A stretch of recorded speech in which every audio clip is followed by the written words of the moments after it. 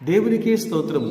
ఈ వర్తమానం నుంచి నా సహోదరి సహోదరులకు ప్రభు అయిన యేసుక్రీస్తు వారి పరిశుద్ధమైన నామములో శుభములు. ఈ సాయంకాల ఆశీర్వాద ప్రార్థనకు మిమ్మలను ప్రేమతో ఆహ్వానిస్తూ ఉన్నాము. ఈరోజు వాక్యాంశం ఆలస్యము ఎందుకు.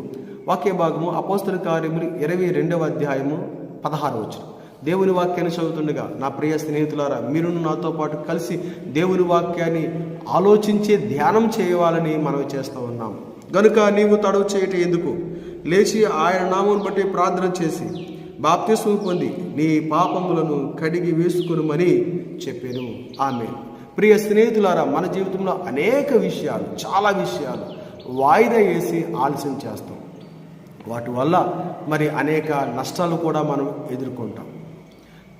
ఏ విషయంలో నువ్వు ఆలస్యం చేసి వాయిదా వేసినా, ఆధ్యాత్మికమైన విషయంలో నువ్వు ఆలస్యం చేస్తే అనేక నష్టాలు చూడక తప్పదు. అది చాలా ప్రమాదకరమైనది.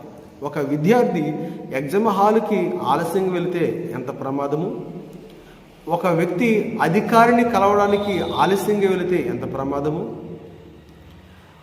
ఒక ఇంటర్వ్యూకి వెళ్ళే వ్యక్తి ఆలస్యంగా ఇంటర్వ్యూకి వెళితే ఎంత ప్రమాదము, రోగముతో బలహీనంగా ఉన్న వ్యక్తి ఆలస్యంగా హాస్పిటల్కి వెళితే ఎంత ప్రమాదము. అలాగే ఈ లోకములో ఉన్న మానవుడు ఆలస్యంగా దేవుని ఎదుగుకు వెళితే అంతకంటే ఎక్కువ ప్రమాదము కలగవచ్చు. ప్రియ సహోదరి సహోదరులారా, ఇక్కడ సందర్భం ఏంటంటే అపోస్తలుని పౌలు గారి యొక్క జీవితంలో దేవుని పిలుపు ఏ విధంగా వచ్చిందో, దేవుడు తనతో మాట్లాడుతూ ఏ విధముగా తన పరిచర్యకు ఆహ్వానించాడో చెబుతున్న సందర్భం. ఆ సందర్భంలో అననీయ అనే దేవుని సేవకుడు పౌలు గారితో ఇలాగ అంటున్నాడు, నీవు తడవు చేయటం ఎందుకు అనగా నీకు ఆలస్యం ఎందుకేక, యేసుక్రీస్తు వారి నామములో బాప్తిస్మము పొందుకొని నీ పాపములకు క్షమాపణ పొందుకో అని చెబుతున్న సందర్భం. మరి ఆలస్యం వల్ల వచ్చే నష్టాలేంటి? మొదటి, అవకాశాలు కోల్పోతాం, విలువైన వస్తువులను మనుషులను కోల్పోతాం, భయము, నిరాశ, ఆందోళన కలిగి ఉంటాం. ఆలస్యం వల్ల అంత నష్టమే. ఆలస్యం వల్ల ప్రమాదాలు కలిగి ఉంటాం. ఆలస్యం వల్ల నిందలు, అవమానాలను కలిగి ఉంటాం. నా సహోదరి, నీ జీవితంలో ఆలస్యం అనేది ఉండకుండా జాగ్రత్త పడతావా? మరి ఆధ్యాత్మికమైన జీవితంలో మనము ఏ విషయాల్లో ఆలస్యంగా ఉండకూడదు అని వాక్యం చెబుతుంది? మొట్టమొదటిది, పాప క్షమాపణ మరియు రక్షణ విషయంలో ఆలస్యము వద్దు. ప్రియ సహోదరి సహోదరుడా, నీకున్న వ్యసనాలు, నీకున్న అలవాటులు, నీకున్న కోరికలు, లోకానుసరణం అనేది నీ హృదయం నుంచి ఈనాడే నీ హృదయం నుంచి తీసివేసుకోవడానికి ఆలస్యం వద్దు.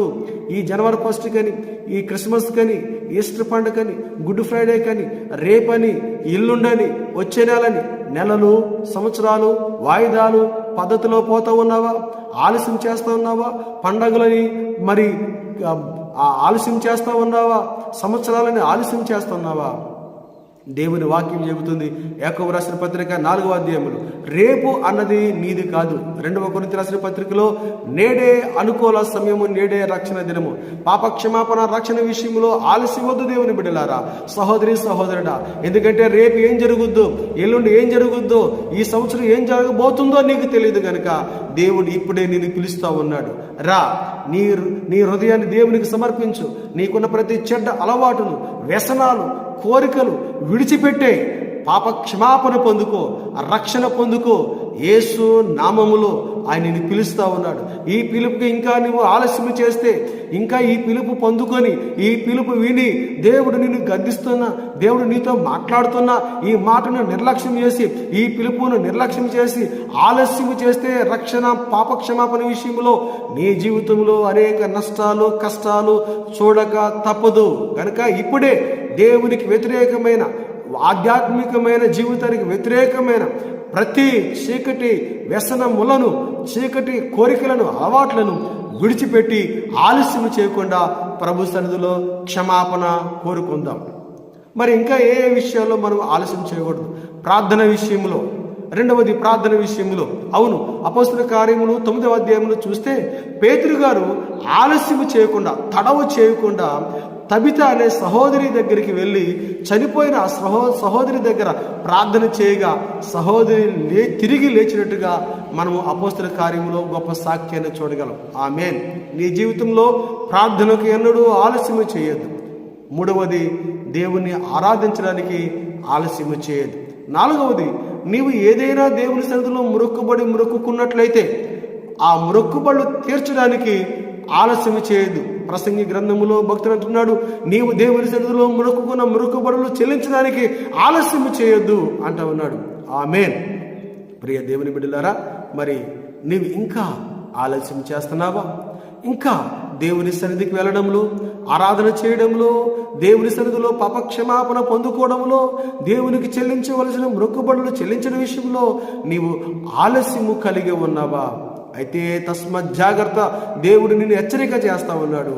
నీవు నష్టము కలగకుండా నీవు తప్పించబడాలంటే దేవుడు ఇంకా ఈ రోజు వరకు నీ మీద కనికరం చూపిస్తూ ఉన్నాడు.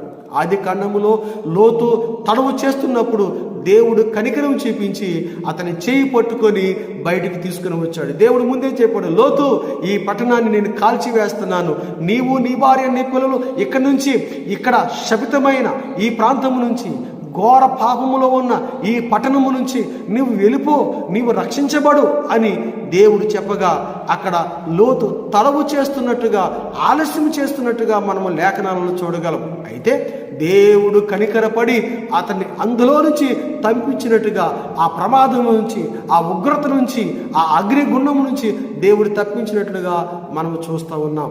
ఆమేన్. ప్రియ సహోదరి సహోదరుడా, ఎంతవరకు దేవుడు నిన్ను మరి ప్రమాదముల నుండి తప్పించాడు కేవలం ఆయన కృప చేత మాత్రమే.